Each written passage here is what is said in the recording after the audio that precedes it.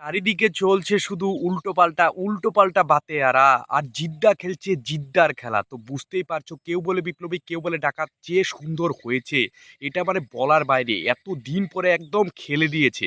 এত সুন্দরভাবে জিদ্দা এই কেউ বলে বিপ্লবী, কেউ বলে ডাকাত এই সিনেমাটা করেছে, যেটা দেখে সবাই লিটারেলি একদম পাগল হয়ে যাচ্ছে। এত সুন্দর সিনেমা, যে এত ভালো একটা সিনেমা চোখ সরাতে পারছে না। সবাই দেখতে যাচ্ছে। একবার দুইবার করে দেখবে। আগের যেরকম আমি যেরকম জিদ্দার অনেক সিনেমা ২-৩ বার দেখেছি, সেরকম একটা দিন এসে পড়েছে।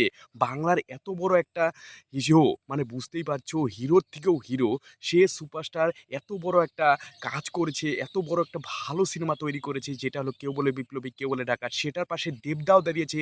দেবদা কিন্তু টুইট করে বলেছে এই সিনেমাটা দেখতে যাও, যাতে দেবদার যে ফ্যান্সগুলো আছে তারাও যাতে দেখতে যায়। আর অনেকে আবার করে যে দেবদা জিদ্দা করে, কিন্তু আসলে দেবদা যে এত ভালো মাপের মানুষ সেটা কিন্তু বুঝিয়ে দিয়েছে। জিদ্দার সিনেমাকে সাপোর্ট করছে এটা কজন করে? অন্যান্য ইন্ডাস্ট্রিতে আমরা খালি তামিল, তেলেগু, বলিউডকে সাপোর্ট করি, কিন্তু বাংলাতে সাপোর্ট করি না।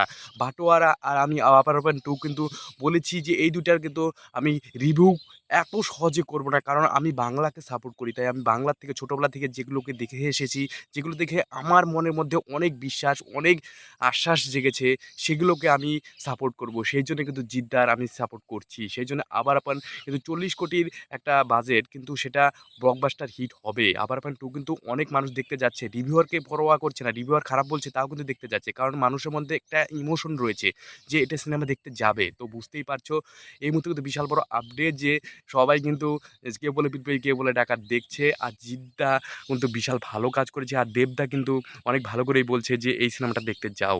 তো বিশাল বড় মাপের একটা ব্যাপার। এই ব্যাপারে আপনার কি মতামত? অবশ্যই কমেন্ট সেকশনে লিখতে ভুলবেন না। ভিডিওটা ভালো লাগলে লাইক করবেন, শেয়ার করবেন। অবশ্যই সাবস্ক্রাইব করবে এরকম টাইপের আপডেটের জন্যে।